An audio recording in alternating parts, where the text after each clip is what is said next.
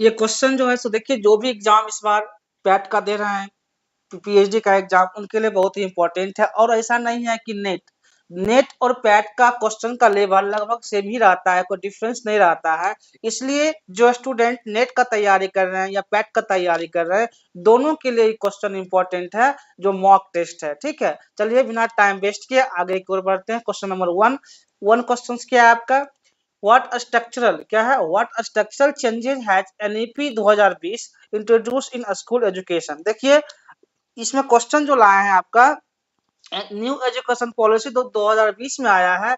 आखिर अभी नेट में भी ऐसा आ रहा है कि 2020 से आपका एनईपी से क्वेश्चंस आएगा। ठीक है, इसलिए हम इसमें न्यू एजुकेशन पॉलिसी 2020 का क्वेश्चंस के साथ ही पेपर वन को तैयार किया है। आप लोग को जहां भी कंफ्यूजन होगा कमेंट कर सकते हैं, यानी कि 50 मॉक टेस्ट इसमें क्वेश्चंस है, जो भी है एकदम एग्जाम के बेस्ट पर, चाहे पीआरटी, पीएचडी, पैट का एग्जाम के बेस पर या यूजीसी नेट के एग्जाम के बेस पे क्वेश्चन को बनाया गया है। इसमें आपको जहां भी कंफ्यूजन है कमेंट्स कर सकते हैं, उसका जवाब दिया जाएगा। चलिए बढ़ते हैं क्वेश्चन नंबर वन की ओर। तो क्या है क्वेश्चन है कि what structural changes has NEP 2020 introduce in school education. मतलब कि नई शिक्षा नीति 2020 जो आई है, नई शिक्षा नीति क्या है? 2020 ने स्कूली शिक्षा की संरचना में क्या परिवर्तन किया है। जो पहले का एजुकेशन सिस्टम क्या था, 10+2+3 था। अभी का जो एजुकेशन सिस्टम है आपका 5+ क्या है, 5+3+3+4, यानी कि अभी जो नया एजुकेशन प्रणाली है वो आपका क्या हो जाएगा, 5+3+3+4, यही आपका एजुकेशन प्रणाली है जो न्यू एजुकेशन पॉलिसी 2020 में है। 8+4 ये नहीं होगा और ये ऑप्शन नहीं होगा। देखिए, new education policy replaces the old 10+2 format. जो पहले क्या था, 10+2 वाला फॉर्मेट था, 10+2+3 मतलब 10+2, फिर 3 साल का क्या था, बीएससी था, बीए था, ग्रेजुएशन था। उसके बाद अभी जो नया रिप्लेस हुआ है आपका 5+3+3+4, ये नया पैटर्न है। आप आप लोग के लिए बहुत ही इंपॉर्टेंट है, ये क्वेश्चन एग्जाम में बनता है, चाहे नेट का एग्जाम हो या पैट का एग्जाम हो, किसी का भी एग्जाम हो, ये क्वेश्चन बहुत ही एक एक एक्सप्लेनेशन के साथ दे रहे हैं कि एक क्वेश्चन से और कितना क्वेश्चन निकल सकता है, उसके साथ बता रहे हैं। ठीक है, तो 5+3+3+4 ये आपका नया पॉलिसी हो गया। Align to child's cognitive stage, जो चाइल्ड का डेवलपमेंट स्टेज होता है, कॉग्निटिव स्टेज होता है, एक्चुअली फंडामेंटल 5 इयर्स हो गया, जो स्टार्टिंग 1 से 5 तक क्लास होता है। फिर प्रिपरेटरी 3 इयर्स हो गया, फिर मिडिल 3 इयर्स हो गया और सेकेंडरी 4 इयर्स हो गया। यानी कि एनईपी 2020 ने पुरानी शिक्षा प्रणाली जो 10+2 प्रणाली था उसको हटा करके नया कर दिया है 5+3+4, यानी कि अपनाई गई है। जो बच्चे के बौद्धिक विकास, जो बच्चा का बौद्धिक विकास होता है उसके चरणों के अनुसार बनाई गई है, यानी कि आधारशिला, पूर्व तैयारी और मध्य माध्यमिक। ठीक है, अब क्वेश्चन नंबर 2 की ओर आते हैं। 2 क्या है?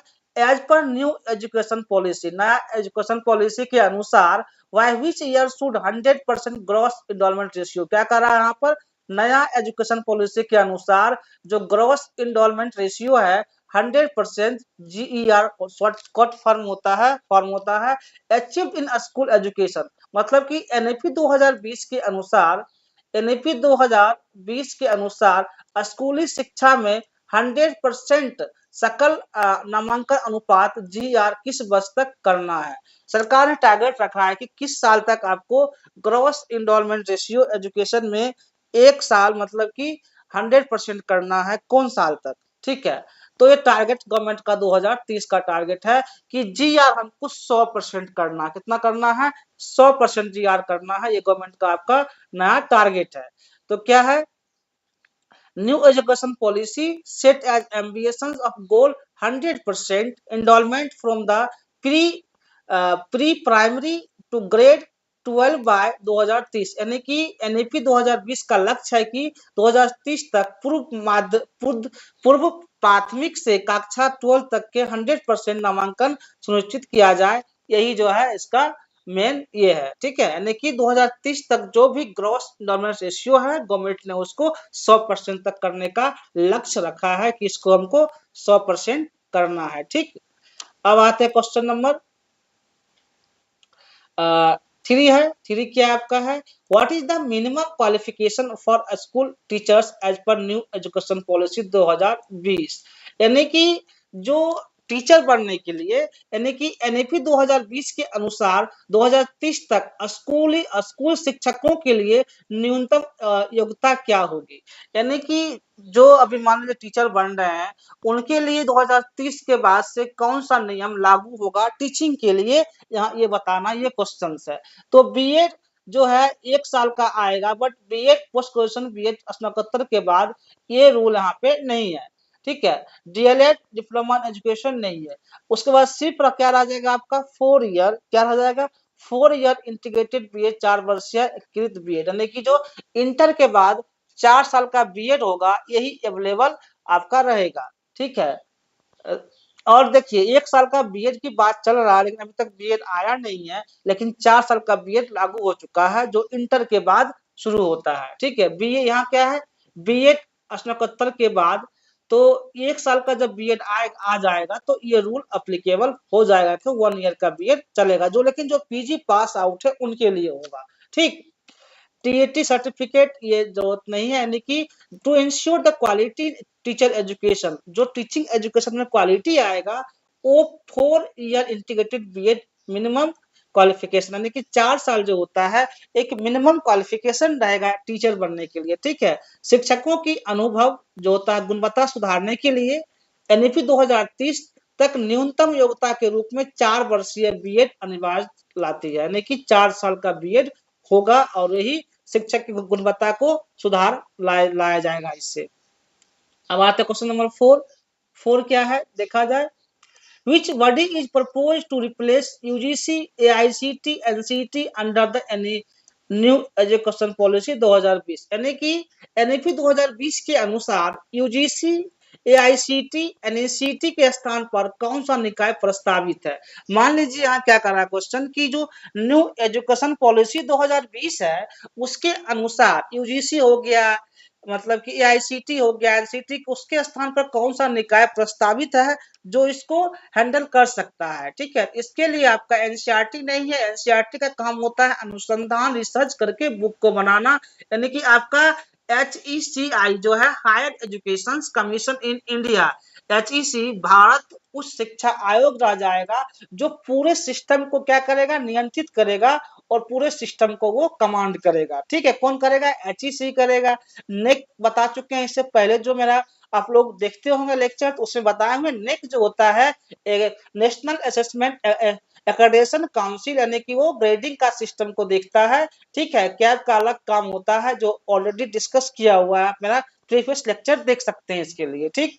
तो एनईपी जो होता है suggest creating HECI as a single umbrella body, यानी कि एक ही सिंगल HECI जो है ये पूरे सिस्टम को देखेगा, अम्ब्रेला मतलब छाता, पूरे सिस्टम को एक बार यही जो है उसको रेगुलेट करेगा।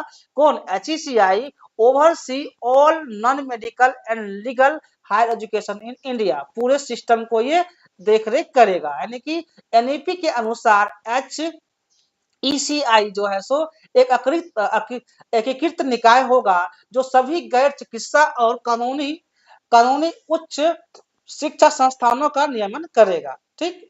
इससे आपका पूरा कॉन्सेप्ट हो जाएगा क्लियर, यानी कि नेट का क्वेश्चन भी अगर एजुकेशन पॉलिसी से आता है एनईपी 2020 से, तो आप क्वेश्चन कर सकते हैं, या पीआरटी पीएचडी भी आता है तो आप क्वेश्चन कर सकते हैं। चलिए 5 नंबर क्वेश्चन की ओर बढ़ते हैं। 5 क्या है, टिल विच ग्रेड, क्या है, till which grade does NEP 2020 recommend teaching in mother tongue और रीजनल लैंग्वेज, यानी कि एनईपी 2020 के अनुसार किस कक्षा तक मातृभाषा स्थानीय भाषा में पढ़ाने की सिफारिश की गई है। यानी कि जो बच्चा एजुकेशन लेगा उसको मातृभाषा, अपना लैंग्वेज होता है, जो क्षेत्रीय लैंग्वेज होता है, कब तक उसको पढ़ाने के लिए कहा गया, क्लास 5 तक, यानी कि जो मातृभाषा होगा आप उसका मदर टंग में आप क्लास 5 तक एजुकेशन देना होगा। ये न्यू एजुकेशन पॉलिसी में कहा गया है और इसको फॉलो भी किया जाता है, ठीक। कक्षा 3 तक नहीं, 8 तक नहीं, 10 तक नहीं, 5 तक अनिवार्य है।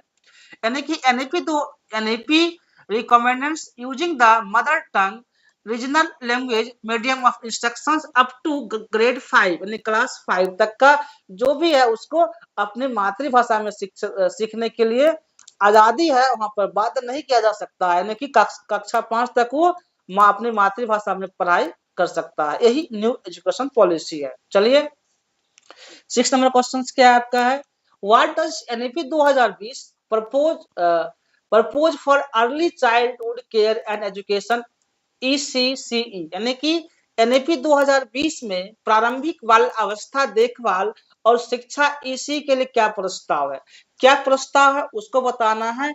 जो एनईपी 2020 है, ठीक है, तो उसके लिए जो प्रस्ताव है स्ट्रीम क्लास 1 से शुरू, जी नहीं। कंपलसरी 6 तक नहीं। यूनिवर्सल क्या है, यूनिवर्सल एसेस फ्रॉम 3 वर्ष यानी कि 3 वर्ष की उम्र से सार्वभौमिक पहुंच, यानी कि 3 साल से ही शिक्षा दिया जाएगा बच्चे को, यहाँ पे कोई रुकावट नहीं होनी चाहिए, जो चाइल्डहुड एजुकेशन सिस्टम रहेगा, ठीक है, नया एजुकेशन पॉलिसी के अनुसार 2020। देखिए NEP 2020 emphasises universal access is ECCE from 3 to 6 through the pre school, क्या है यह जगह आपका प्री स्कूल एजुकेशन, ठीक है। एनईपी 2030 में जो है सो 3 से 6 वर्ष के बच्चों के लिए आंगनबाड़ी, जो आंगनबाड़ी चल रहा है, क्या चल रहा है, 3 से 6 वर्ष के लिए बच्चों को आंगनबाड़ी पढ़ाया जाता है। पूर्व प्राथमिक शिक्षा माध्यम से ECCE की सार्वभौमिक पहुंच पर बल दिया गया है। और 5 क्लास से तो 1 क्लास से कहाँ होता है आपका स्कूल पढ़ाई होता है, जब बच्चा 5 साल का हो जाता है, यानी कि 3 से 6 वर्ष तक के आपका सिस्टम जो है आंगनबाड़ी में पढ़ाया होता है, बच्चे को अब आंगनबाड़ी में भेजा जाता है न्यू एजुकेशन पॉलिसी के अकॉर्डिंग, ठीक। अब आते हैं क्वेश्चन नंबर 7 क्या है, what is the NIPUN Bharat mission, यानी कि निपुण, इसका बोलते हैं निपुण, what is the Nipun Bharat mission as per new education policy 2020। NEP 2020 के अनुसार निपुण भारत मिशन क्या है, निपुण भारत मिशन क्या है वो बताना है। स्किल डेवलपमेंट, जी नहीं, स्किल डेवलपमेंट निपुण भारत नहीं है। कंप्यूटर लिटरेसी, ये भी नहीं है।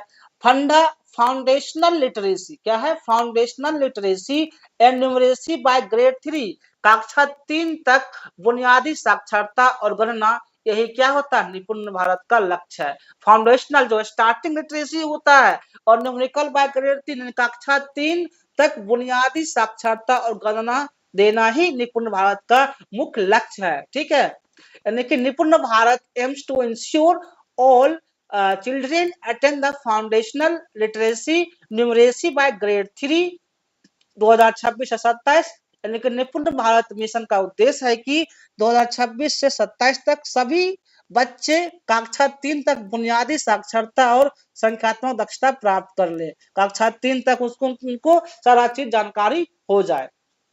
अब क्वेश्चन नंबर 18 की ओर आते हैं, क्या है, what is the role of the Prakhar under 2020, यानी कि एनईपी 2020 में प्रखर की भूमिका क्या होती है, ये देखना है। ये क्या है आखिर जो है क्या है, परख क्या होता है, एजुकेशन न्यू एजुकेशन 2020 में परख क्या है, परख के बारे में बताना है। तो ये जो होता है आपका डिजिटल लर्निंग, जी नहीं, डिजिटल लर्निंग नहीं होता है, करिकुलम नहीं होता है, लेकिन नेशनल असेसमेंट रेगुलेटर, यही आपका परख होता है। क्या होता है, इसको परख बोलते हैं, ये परख होता है नेशनल असेसमेंट। ये जो आपका जो भी क्वेश्चंस है सारा का सारा न्यू एजुकेशन पॉलिसी 2020 का है, जो कि बहुत ही इंपॉर्टेंट है, ठीक है। नेशनल असेसमेंट रेगुलेटर यानी कि राष्ट्रीय मूल्यांकन नियामक जो होता है आपका परख है, ठीक है। न्यू एजुकेशन पॉलिसी में परख यानी कि performance assessment, R for review, analysis, K for knowledge, H for holistic, यानी कि यही परख हो जाता है। प्रदर्शन मूल्यांकन, समीक्षा, ज्ञान विश्लेषण एक राष्ट्रीय संस्था होगी जो सभी स्कूल बोर्ड्स के लिए मूल्यांकन मानकों को तय करेगी। यही परख जो है जितना भी स्कूल अभी क्या कर रहा है, प्रेजेंट में नैक कर रहा है ना, जो स्कूल का, कॉलेज का, यूनिवर्सिटी का मूल्यांकन होता है, सिर्फ अब परख ही एक संस्था होगी जो सारी चीज को मूल्यांकन कर लेगी। क्या नॉलेज है, रिव्यू एनालिसिस कौन करेगा, परख ही कर लेगा। ठीक है, इस तरह से ये क्वेश्चन हो गया। अब आते हैं क्वेश्चन नंबर 9। 9 क्या है, what does NEP 2020 purpose for the board examination, यानी कि जो न्यू एजुकेशन पॉलिसी 2020 है, बोर्ड एग्जामिनेशन के लिए क्या इसका पर्पस है। एनईपी 2020 बोर्ड परीक्षाओं के लिए क्या प्रस्ताव करता है, 2020 बोर्ड एग्जाम के लिए क्या प्रस्ताव लाया है, उसको देख लेते हैं। एलिमिनेशन ऑफ ऑल एग्जाम्स, जी नहीं, सभी एग्जाम को समाप्त कर दो, ये सिस्टम नहीं हो सकता है। बोर्ड एग्जाम ट्वाइस ईयर, हाँ एक चीज है कि स्टूडेंट को क्या रहता है, स्ट्रेस हो जाता है, टेंशन हो जाता है। मान लीजिए किसी कॉस्ट लग गया एक साल में, लगता है कि हमको एक साल बर्बाद हो गया। तो नया एजुकेशन पॉलिसी में क्या है, स्टूडेंट का वो साल बर्बाद नहीं होगा, साल में 2 बार एग्जाम होगा। क्या होगा, साल में 2 बार बोर्ड परीक्षा होगा, ताकि स्टूडेंट का टेंशन कम हो। इसके लिए गवर्नमेंट ने ये सिस्टम न्यू एजुकेशन पॉलिसी में आया है। यानी कि एग्जाम ओनली साइंस, जी नहीं, यानी कि एनईपी क्या है, NEP proposes board exam in modular format, यानी कि ट्वाइस ईयर, ईयर में 2 बार, रिड्यूस स्ट्रेस, यानी कि जो स्टूडेंट के पास टेंशन है, स्ट्रेस है, उसे खत्म किया जाए। एनईपी एनईपी में सुझाव दिया गया है कि बोर्ड परीक्षा साल में 2 बार हो, ताकि यह मॉड्यूलर हो, ताकि छात्रों पर दबाव कम हो और कौशल का मूल्यांकन हो। यही दो जो है सो सुझाव दिया गया। ठीक, अब आते हैं 10 number question. What is academic bank of credit ABC NAP 2020 में क्या है। जैसे क्या होता है, आपका क्रेडिट कार्ड हो गया, डेबिट कार्ड हो गया, ठीक है, उसी तरह से अब स्टूडेंट के लिए क्या बनेगा, एबीसी बनेगा, जो कि एकेडमिक क्या होगा, bank credit, bank of credit होगा। जो आपका इसमें क्या होता है, जो आपने आपका जो रिकॉर्ड है, क्या रिकॉर्ड होगा, जो एकेडमिक रिकॉर्ड है, आपने 10 से लेकर कहाँ तक क्या पढ़ा है, जो भी आपका मार्कशीट है, सर्टिफिकेट है, सब इस पे अपडेट हो जाएगा। एनईपी 2020 में शैक्षणिक क्रेडिट एबीसी क्या है। ठीक है, इस तरह से स्टूडेंट के लिए ये कार्ड बना। ये कार्ड जो होता है, ये बैंक लोन, जी नहीं, बैंक लोन के लिए नहीं होता है कार्ड। ये डाटाबेस, स्टूडेंट का कोई डाटाबेस इसमें नहीं स्टोर होता है। एक डिजिटल सिस्टम, ये क्या है, डिजिटल सिस्टम है, जो एकेडमिक क्रेडिट, जो आपका एकेडमिक क्रेडिट है, वही इसमें स्टोर होता है। यही आपका एबीसी हो जाता है, यानी कि शैक्षणिक क्रेडिट रखने के लिए डिजिटल प्रणाली आपका क्या होगा, एबीसी। यानी कि एबीसी मतलब एकेडमिक बैंक ऑफ क्रेडिट। हो सकता है कभी कभी एग्जाम में फुल फॉर्म भी पूछ देता है, इसलिए आप इसका फुल फॉर्म याद रखिएगा। यानी कि टीचर लर्निंग सिस्टम ये नहीं होता है। ठीक है, एबीसी क्या है एक्चुअली, एबीसी जो है एबीसी ये डिजिटल प्लेटफॉर्म, एबीसी क्या है, एक डिजिटल प्लेटफॉर्म है, वेयर स्टूडेंट्स क्रेडिट, स्टूडेंट का जो क्रेडिट है वहां पर स्टोर होता है। ठीक है, यानी कि transfer between the institutions, flexibility in higher education. ABC जो होता है एक डिजिटल मंच है, जो छात्रों के अर्जित क्रेडिट को रखा जाएगा। जो छात्र ने अपना पढ़ाई में जितना भी मतलब डिग्री अर्जित किए हैं, वहां पर रखा जाएगा, जो विभिन्न संस्थानों के बीच ट्रांसफर किया जा सकेगा, जिससे उस शिक्षा में लचीलापन आएगा। ठीक है, इस तरह से 10 नंबर क्वेश्चन हो गए। अब आते हैं 11 नंबर क्वेश्चन। अंडर एनईपी 2020, जो न्यू एजुकेशन पॉलिसी 2020 है, what is the status of MPhil programme. MPhil programme को खत्म कर देना है, यही एजुकेशन पॉलिसी 2020 में है। एनईपी 2020 के अनुसार एमफिल प्रोग्राम की क्या स्थिति है, मैंडेटरी फॉर पीएचडी, पीएचडी से पहले अनिवार्य, जी नहीं, ऑप्शनल आफ्टर मास्टर, ये भी नहीं होगा, ऐसा नहीं कि मास्टर के बाद एमफिल करना है, ये सिस्टम नहीं है। ठीक है, रिप्लेस्ड विथ रिसर्च इंटर्नशिप नहीं, यानी कि इसको पूरी तरह से डिसकंटिन्यू कर दिया गया, एमफिल को ही खत्म कर दिया गया। गवर्नमेंट ने क्या किया, न्यू एजुकेशन पॉलिसी में अब एमफिल नहीं होगा, पहले एमफिल होता था एमएससी के बाद। ठीक ना, तो in new education policy 2020 discontinue the MPhil programme, MPhil programme को ही क्या कर दिया, समाप्त कर दिया। यानी कि entirely to simplify higher education path, जो हिंदी मीडियम से एनईपी 2020 जो है एमफिल प्रोग्राम को पूरी तरह से क्या कर दिया, समाप्त करने का निर्णय लिया है, ताकि पीएचडी मार्ग अधिक सरल हो सके। यानी कि जो स्टूडेंट पीएचडी करना चाहते हैं, अब उनको एमफिल करने के लिए कोई बाधा नहीं है, एमफिल करने की जरूरत नहीं है, एमएससी कीजिए और पीएचडी करिए, यही मतलब न्यू एजुकेशन पॉलिसी में, ताकि ज्यादा से ज्यादा स्टूडेंट क्या है पीएचडी करे।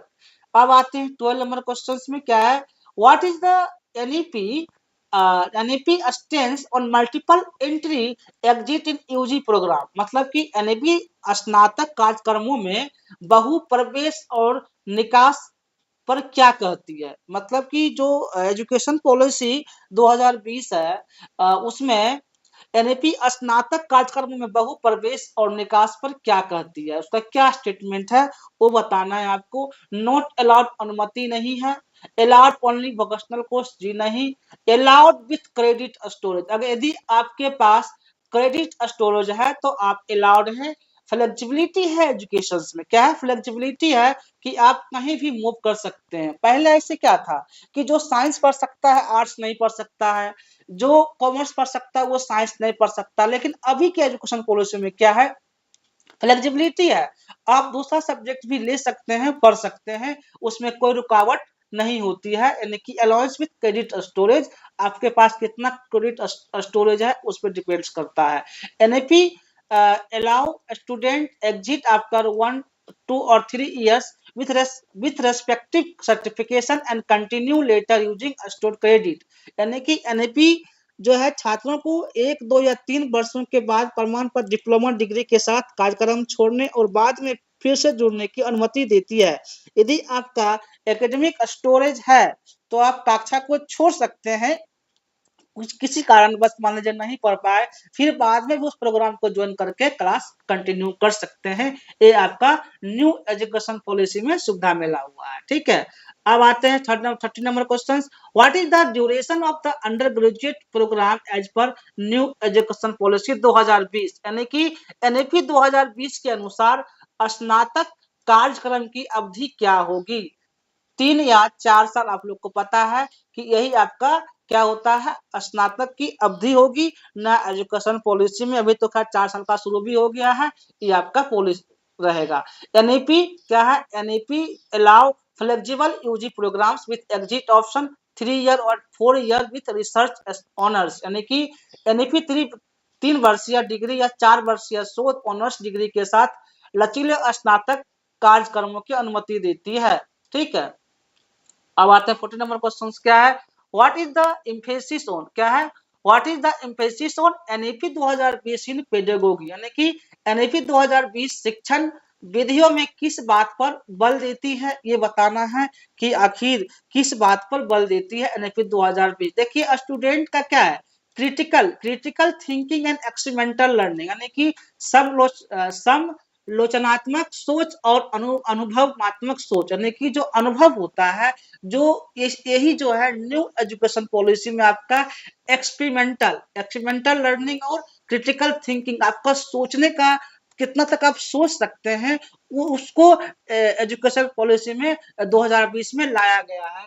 एग्जाम पर फोकस करना वो कहानी नहीं है, रूट लर्निंग रट के पढ़ लेना ये नहीं है, मेमोराइजिंग स्मरण करना ये नहीं है, आपका थिंकिंग लेवल कितना है, आप से कितना आइडिया जनरेट हो सकता है। जैसे हम पढ़ाए थे आपको रिसर्च एप्टीट्यूड में जो एजम्पशंस करते हैं, टेंटेटिव आइडिया होता है, क्या होता है उससे आपका आइडिया निकल के आता है, इसलिए आपका ये ऑप्शन राइट होगा।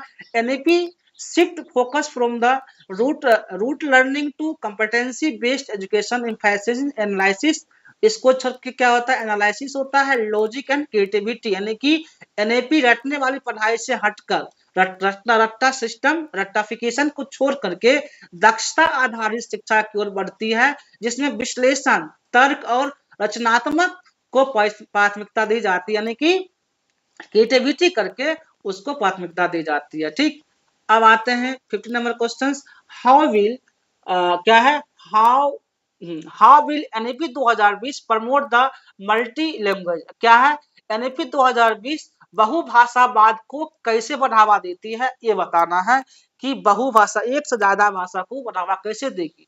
ओनली हिंदी जी नहीं, सिर्फ हिंदी को करके नहीं बढ़ावा हो सकता है। प्रमोशन ऑफ 3 लैंग्वेज फॉर्मूला, 3 भाषा सूत्र को बढ़ावा देना, ये जो होता है मल्टी लैंग्वेज को बढ़ावा दिया जा सकता है इस सिस्टम से। क्या है? Promotion of 3 language formula. English remove वाला नहीं होता है, ओनली रीजनल लैंग्वेज, सिर्फ रीजनल लैंग्वेज को अलाउ कर देगा, ये भी समस्याएं बन जाएगी।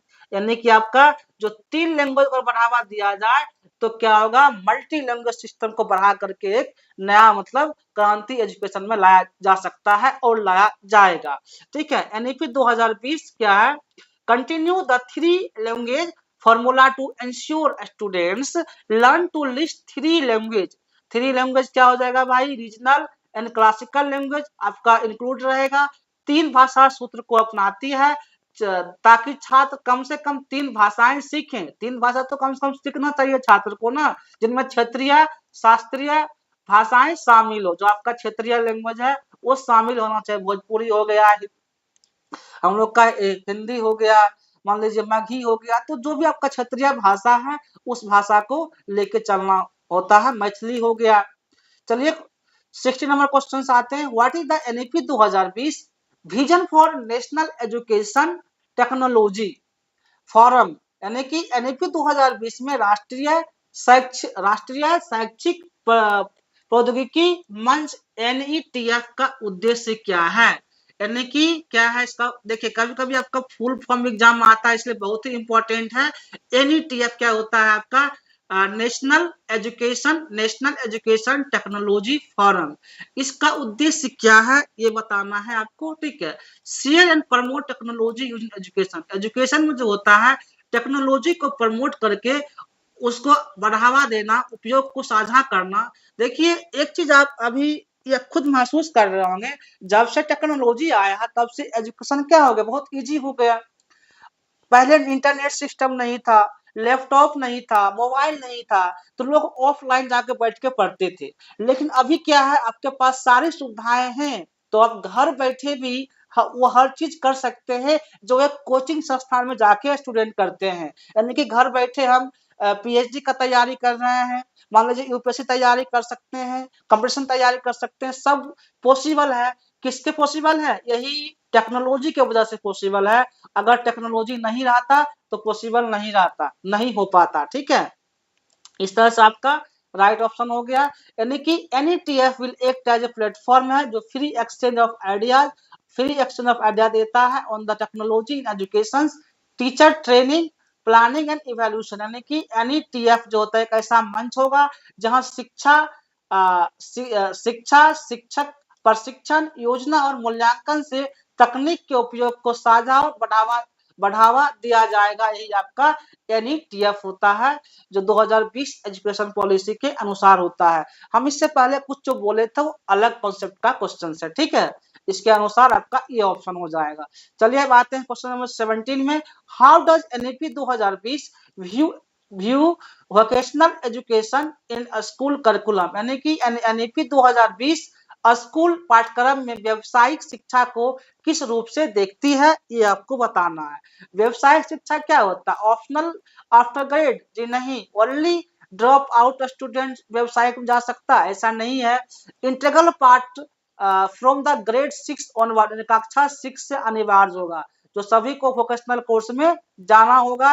यही आपका क्या है? न्यू एजुकेशन पॉलिसी है। यानी कि एनईपी 2020 जो है recommend vocational training including internship उसमें होगा, मतलब class 6 to bridge skill gaps and prepare the student for practical life. यानी कि बच्चे से उसको सिखाया जाएगा कि आप प्रैक्टिकल मतलब फॉर्म में किस तरह से अपने आप को हैंडल कर सकते हैं।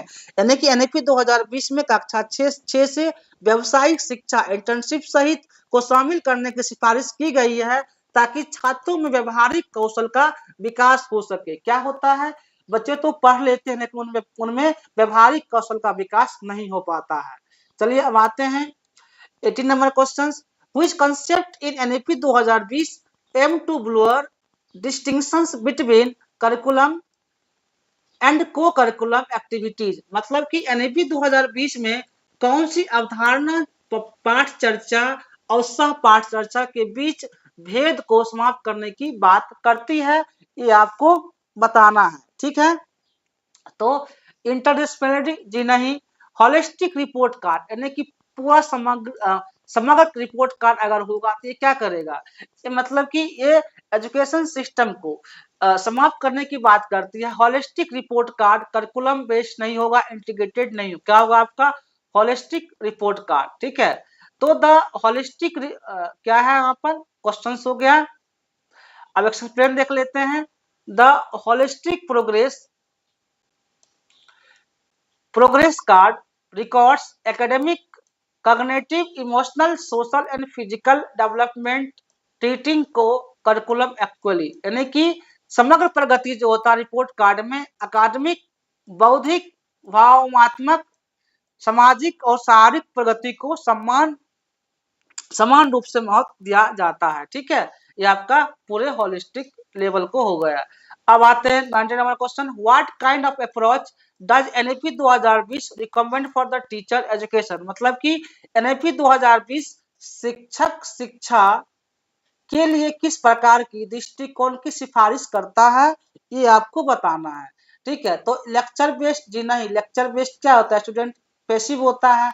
रिजिड सब्जेक्ट ये भी नहीं होता है, यानी कि multi disciplinary and integrated approach, यानी कि पूरे सिस्टम को लेके चलना, multi disciplinary and integrated approach, बहुविषयक और एकीकृत दृष्टिकोण को अपनाना। ठीक है, ये वाला आपका सही होगा। क्यों सही होगा, एनईपी जो है, NEP calls for multidisciplinary teacher training that integers theory practice and continuous professional development, यानी कि एनईपी बहुविषयक प्रशिक्षण की सिफारिश करती है जो सिद्धांत, अभ्यास और सतत व्यवसायिक विकास पर शामिल हो, इसको एनईपी 2020 दिखाती है। ठीक है, अब 20 नंबर क्वेश्चन में आते हैं। According to NEP 2020 what will be the role of school complex, यानी कि जो एनईपी 2020 है उसके अनुसार स्कूल परिसर की भूमिका क्या होगी, स्कूल में क्या भूमिका रहेगी स्कूल परिसर की, तो सेंट्रलाइज करिकुलम कंट्रोल जी नहीं, starting the resources of among schools, यानी कि स्कूलों के बीच संसाधनों का साझा सहयोग, जो स्कूल के बीच संसाधन का है उसको सहयोग दिया जाएगा, यही आपका न्यू एजुकेशन पॉलिसी 2020 में है। यानी कि school complexes group of schools that share infrastructures, teachers, resources to improve the quality and equity education. जी हाँ, स्कूल परिसर में ऐसे समूह होते हैं जो एक दूसरे के साथ संसाधनों, शिक्षकों और अधोसंरचना को साझा करते हैं जिससे शिक्षा की गुणवत्ता को समानता मिले, बढ़ावा मिले, यही आपका स्कूल सिस्टम का है। ठीक, अब आते हैं question number 21, which research method collect data without manipulating the environment, यानी कि कौन सी विधि वातावरण में बिना कोई बदलाव किए डाटा एकत्र करती है, यानी कि कोई भी मैनिपुलेट किए बिना डाटा एकत्र करती है। तो एक्सपेरिमेंटल में मैनिपुलेट होता है, सर्वे में भी होता है, लॉन्गिट्यूडिनल में भी होता है। आपका जो ऑब्जर्वेशनल रिसर्च है इसमें किसी प्रकार की मैनिपुलेट नहीं होती है और इसमें हम बिना मैनिपुलेशन का डाटा कलेक्शन करते हैं। ठीक ना, in observational research the researcher watch records behaviour without interference. जी हाँ, प्रेक्षणीय अनुसंधान में शोधकर्ता जो होता है बिना हस्तक्षेप के व्यवहार को देखता और रिकॉर्ड करता है, उसमें किसी प्रकार का मैनिपुलेशन नहीं होती है।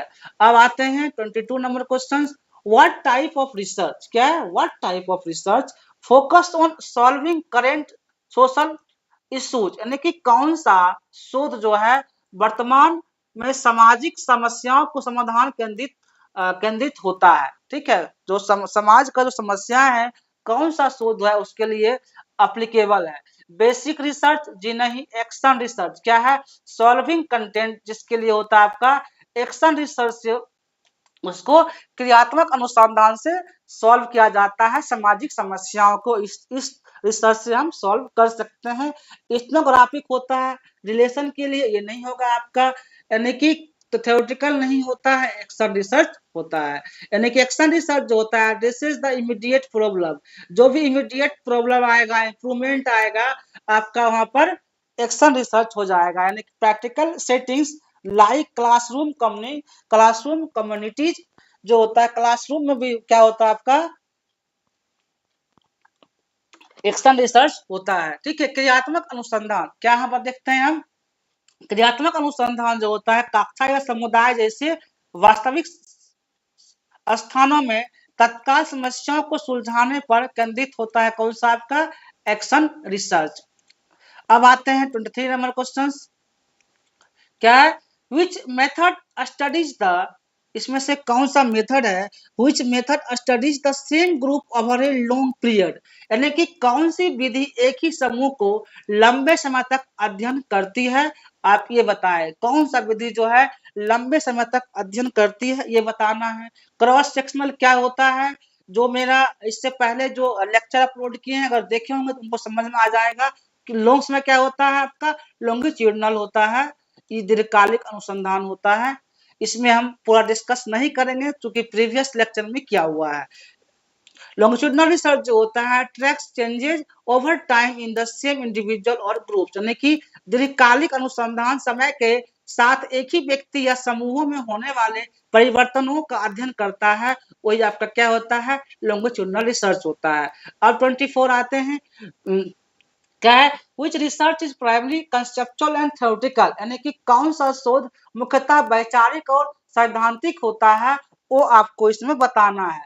कौन सा रिसर्च होता है, अप्लाइड रिसर्च नहीं होता है, इंपेरिकल नहीं होता है, फंडामेंटल रिसर्च होता है। अगर आपको अप्लाइड रिसर्च इंपेरिकल रिसर्च देखना हो तो प्रीवियस लेक्चर में दिया हुआ है, डायग्नोस्टिक भी दिया हुआ है।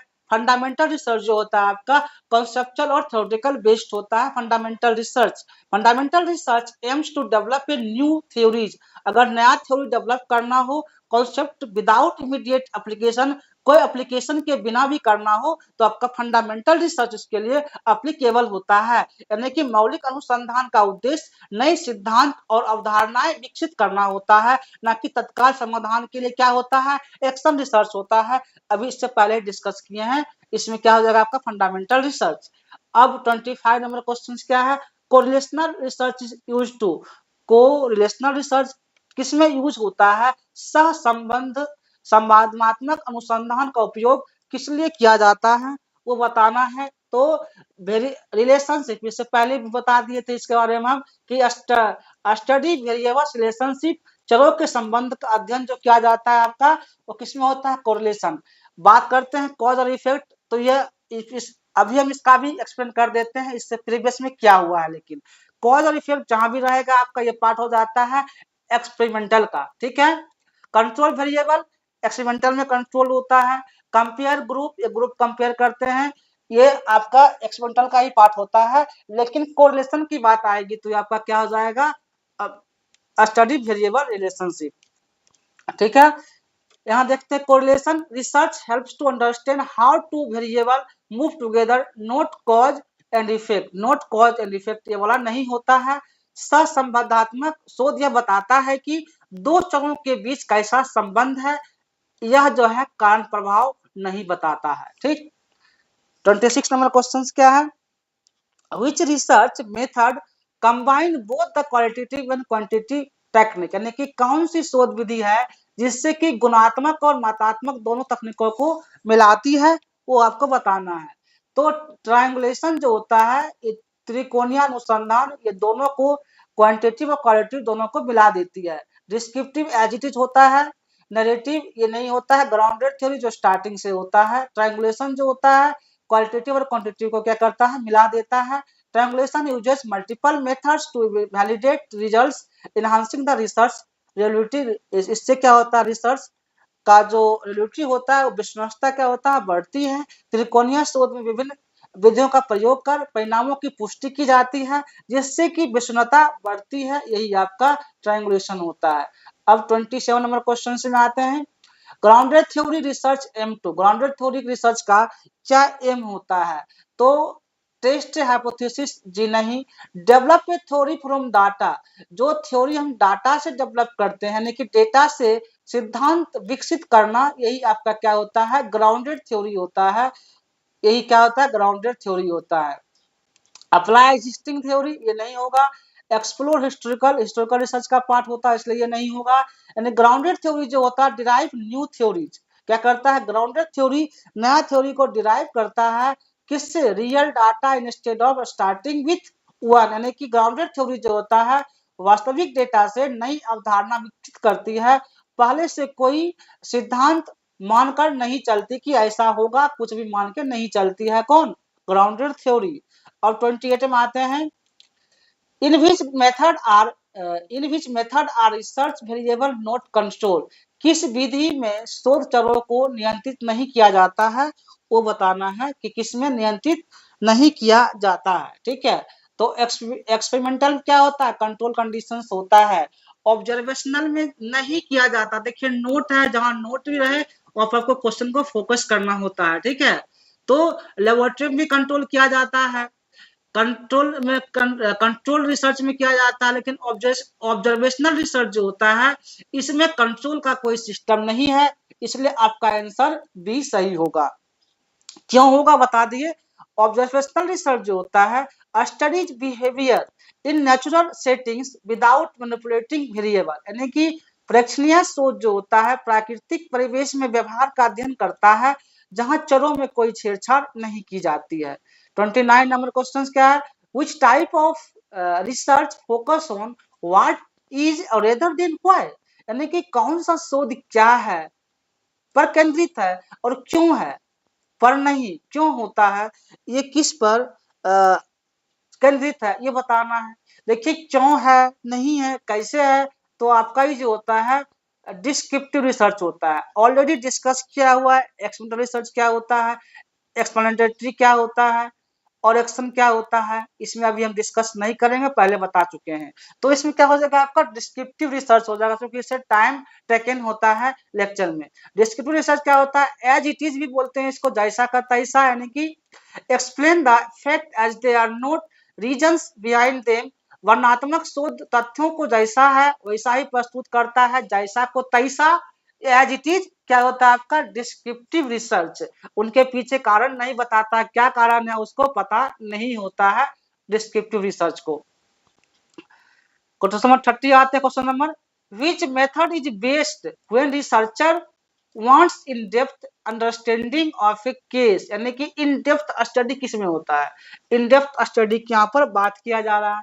तो जब शोधकर्ता किस केस को गहराई से समझ चाहता है, कौन सी विधि सर्वोत्तम होती है, उसके लिए जो होता है केस स्टडी। जब केस स्टडी किया जाता है ना, तो बात गहराई से समझ में आता है। ठीक है, सर्वे क्या है? Already discuss. एक्सपेरिमेंटल क्या है? Already discuss. Historical already discuss किया हुआ है। ठीक है, तो केस स्टडी जो होता है explore the single unit person group और इंस्टीट्यूशंस इन ग्रेट डिटेल, यानी कि केस स्टडी जो होता है विधि एक व्यक्ति समूह या संस्था के संस्था का गहराई से अध्ययन करती है। ठीक, अब आते हैं 31 number question, which of the following is a characteristic of descriptive research, यानी कि इसमें से जो है वर्णनात्मक अनुसंधान डिस्क्रिप्टिव रिसर्च की विशेषता क्या है, आपको विशेषता बताना है। तो इस्टेब्लिशिंग कॉज एंड इफेक्ट क्या होता है आपका, ये बता रहे हैं आंसर।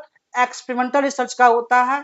ठीक है, तो मैनिपुलेशन किसी में होता है? इसी में होता है आपका। हेयर फेयर जो होता है एक्सपेरिमेंटल रिसर्च में होता है, ये ऑप्शन नहीं होगा। यहाँ क्या कर रहा है? डिस्क्रिप्टिव रिसर्च का कर रहा है। तो observing and documenting current condition, जो ऑब्जर्विंग का कंडीशंस होता है वो आपका किस में होता है? डिस्क्रिप्टिव रिसर्च में होता है, यानी कि वर्तमान स्थितियों का अवलोकन और प्रलेखन करना किसका विशेषता है? वर्णनात्मक अनुसंधान, यानी कि डिस्क्रिप्टिव रिसर्च का विशेषता है। यानी कि डिस्क्रिप्टिव रिसर्च जो होता है डिस्क्राइब द एग्जिस्टिंग फ्रेम, जो पहले का रिसर्च है उसको डिस्क्राइब करना, यानी कि विदाउट अल्टरिंग वेरिएबल।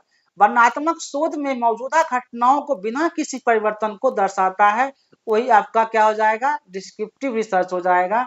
अब 32 नंबर क्वेश्चन में आते हैं, which research method uses hypothesis testing through the statistical tools, यानी कि कौन सा शोध जो है सांख्यिकीय उपकरणों के माध्यम से परिकल्पना परीक्षण करती है, वो आपको बताना है।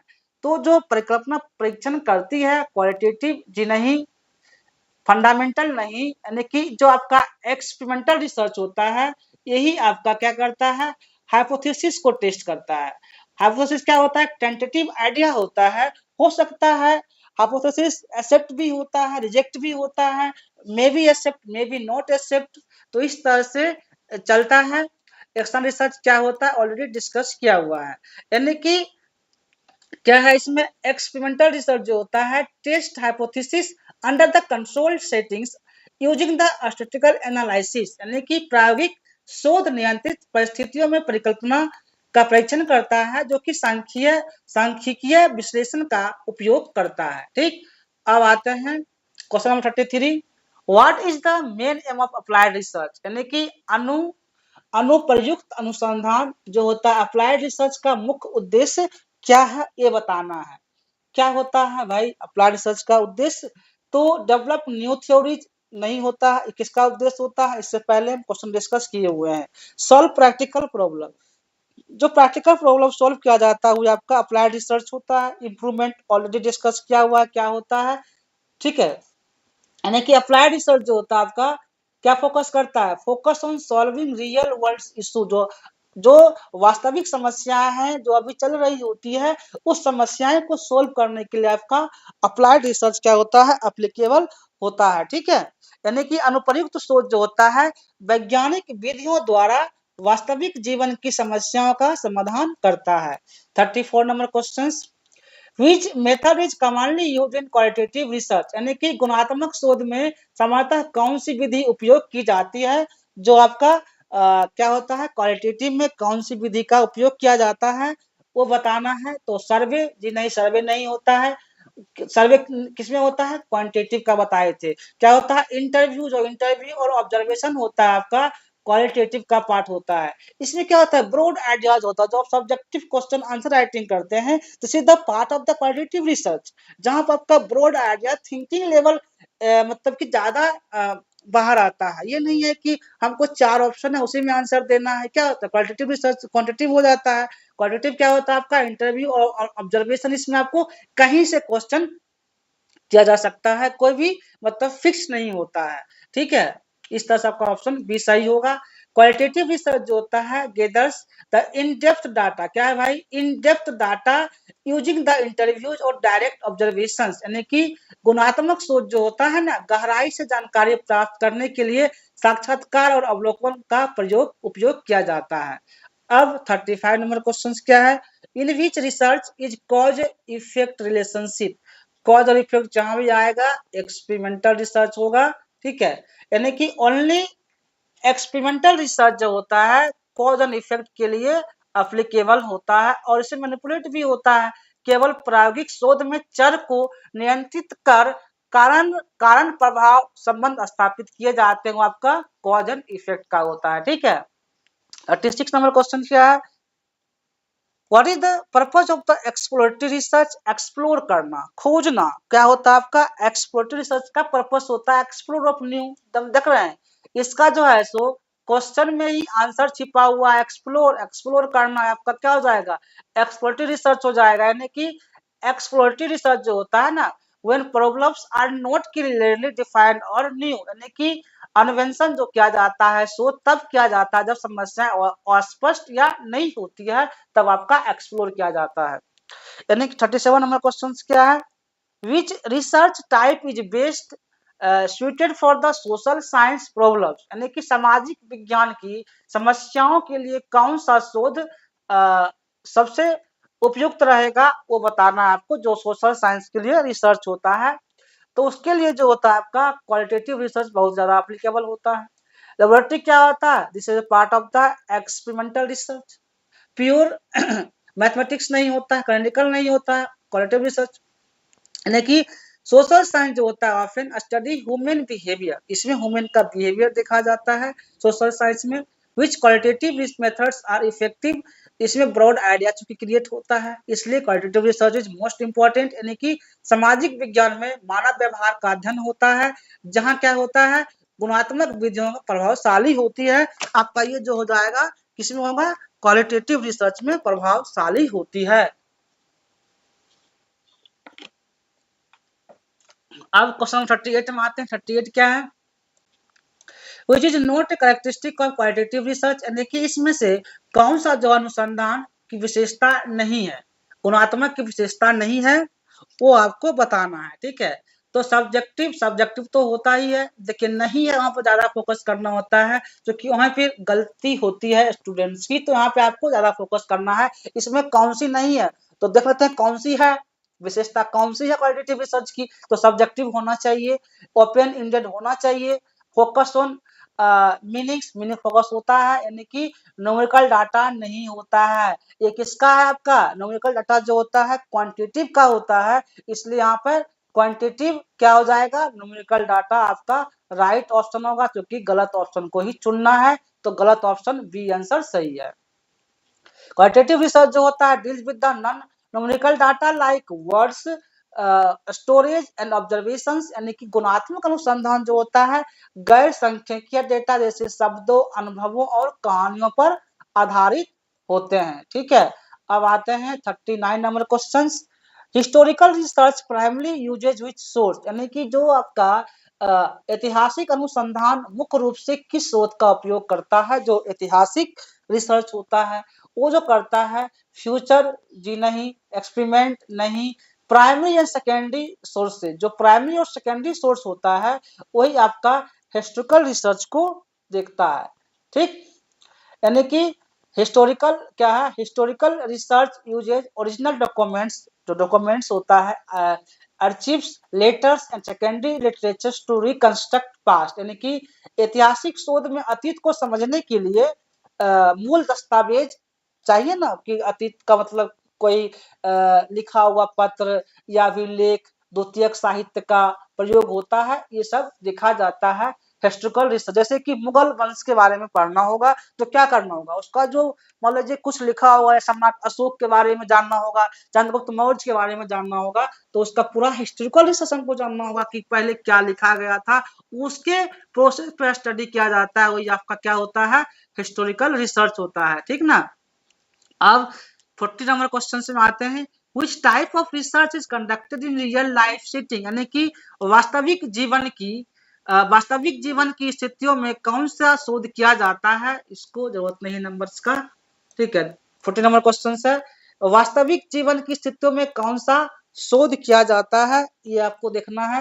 यानी कि जो फील्ड रिसर्च होता है वो आपका वास्तविक जीवन में रियल लाइफ सेटिंग्स को देखता है। ठीक है, लेबोरेटरी में नहीं होता है, ये तो एक्सपेरिमेंटल में होता है, मेटा नहीं होता है, थ्योरेटिकल रिसर्च नहीं, क्या होता है आपका फील्ड रिसर्च।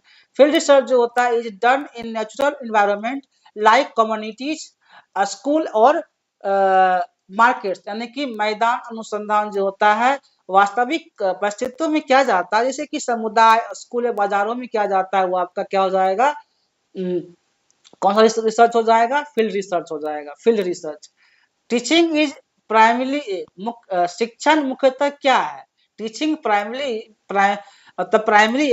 शिक्षण मुख्यतः क्या है ये आपको बताना है। ठीक है, तो शिक्षण क्या होना चाहिए, मैकेनिकल प्रोसेस नहीं होता है, वन वे क्या एक तरफा शिक्षण का भी होता है नहीं होता है, इंटरेक्टिव प्रोसेस क्या होता है, इंटरेक्टिव प्रोसेस यानी कि परस्पर संवाद होना चाहिए, स्टूडेंट टीचर के बीच बातचीत होनी चाहिए क्या, और टीचर को टॉपिक पर गहरी समझ होनी चाहिए।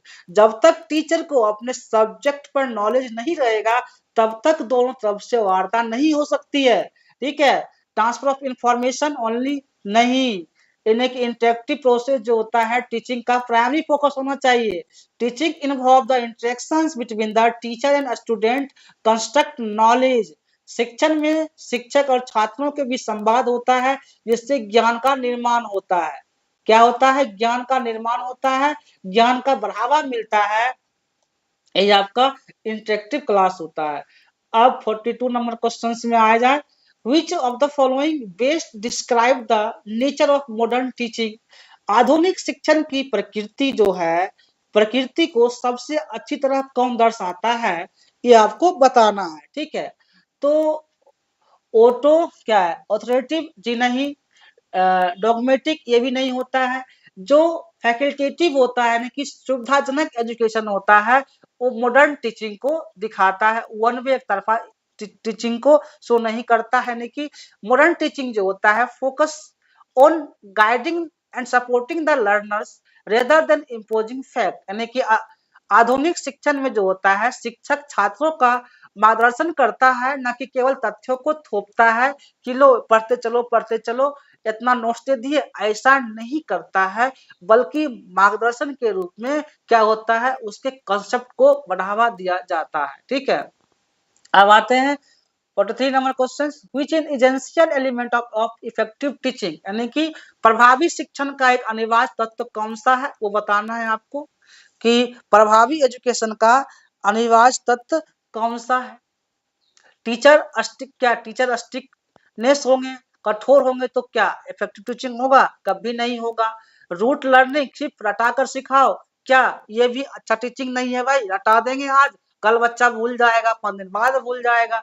अंडरस्टैंडिंग द नीड्स, यदि आप उसको समझा कर पढ़ाते हैं, क्रिएटिविटी करा कर पढ़ाते हैं, तो छात्रों की आवश्यकताओं की समझ, उसको उस पॉइंट गहराई से समझ में आएगा। क्या आएगा, गहराई से समझ में आएगा, यानी कि क्या हो जाएगा आपका, यही इफेक्टिव टीचिंग हो जाएगा। ठीक है, इफेक्टिव टीचिंग जो होता है tailors content based on learners level, background and interest, यानी कि प्रभावी शिक्षण जो होता है ना, छात्रों के स्तर, पृष्ठभूमि और रुचि के अनुसार, रुचि जो इंटरेस्ट होना चाहिए को सामग्री को ढालता है, यही एक इफेक्टिव टीचिंग का पार्ट होता है। ठीक ना। 44 क्या है कि टीचिंग इज बोथ, शिक्षण दोनों है, शिक्षण क्या है, दोनों है, ये बताना है। साइंस एंड मैजिक, जी नहीं, साइंस और जादू टीचिंग नहीं होता है, आर्ट और साइंस क्या है, शिक्षण जो होता है, टीचिंग क्या है, आर्ट है और साइंस है, कला और विज्ञान होता है, फिलोसफी और मिथ नहीं होता है, स्किल और एंटरटेनमेंट नहीं होता है। टीचिंग क्या है, आर्ट एंड साइंस। ये क्वेश्चन रिपीट करता है एग्जाम में, इसलिए यूजीसी नेट का एग्जाम हो या पीएचडी पीआरटी का एग्जाम हो, दोनों एग्जाम के लिए बहुत ही इंपॉर्टेंट, जितना भी क्वेश्चन किए हैं सब इंपॉर्टेंट है। ठीक है, आर्ट एंड साइंस, यानी कि टीचिंग जो होता है required scientific principles and artistic creativity, यानी कि शिक्षण में जो होता है वैज्ञानिक सिद्धांतों के साथ साथ रचनात्मक कला का भी आवश्यकता होती है। अब आते हैं 45 number question, the primary focus on teaching should be, यानी कि शिक्षण का प्राथमिक फोकस क्या होना चाहिए, ये बताना है कि शिक्षण का प्राथमिक फोकस बताया जाए। तो इसका जो प्राथमिक फोकस होता है, कंप्लीटिंग द सिलेबस, क्या आप सिलेबस कंप्लीट कर देंगे, जी नहीं। डिलीवरिंग द लेक्चर, क्या लेक्चर देकर कर निकल गए, यही टीचिंग हो गया, नहीं हुआ। प्रमोटिंग द लर्निंग, यानी आप अधिगम को बढ़ावा देते हैं, लर्निंग को प्रमोट करते हैं, यही जो होता है प्राइमरी फोकस होता है टीचिंग का। ठीक है, सिलेबस खत्म कर देना नहीं होता है, टेस्टिंग कर लिए नहीं होता है, जबकि आप लर्निंग को जब तक बढ़ावा नहीं करेंगे तब तक वो टीचिंग प्राइमरी फोकस में नहीं आता, यानी कि प्राइमरी में नहीं आ पाएगा।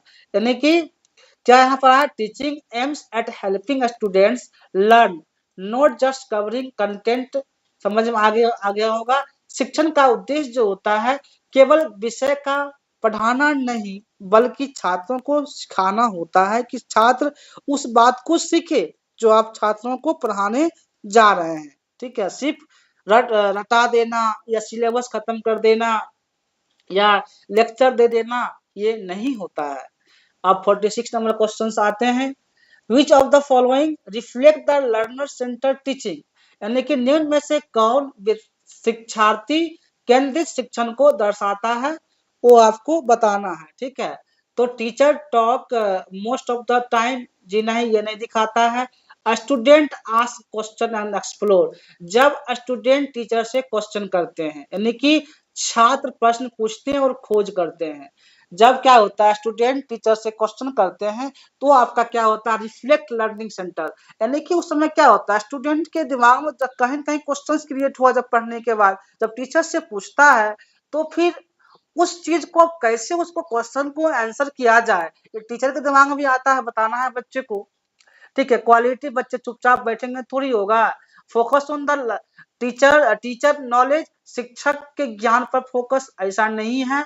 जब स्टूडेंट क्वेश्चंस करेंगे ना, तब उस चीज को एक्सप्लोर करेंगे, उसके बारे में जानेंगे। ठीक ना, यानी कि लर्नर सेंटर जो होता है teaching promotes the curiosity and, जानने की जिज्ञासा होना, पार्टिसिपेशन करना। शिक्षार्थी केंद्रित शिक्षण जो होता है जिज्ञासा और भागीदारी को बढ़ावा देता है, इंटरेस्टिंग आता है, वही आपका क्या हो जाता है कि reflect learner centre teaching. 47 number question क्या है, इन कंट्रीब्यूट टीचिंग नॉलेज इज, यानी कि संरचनावादी शिक्षण जो होता है वो हाँ उसमें ज्ञान कैसा होता है ये बताना है आपको संरचनावादी शिक्षण में।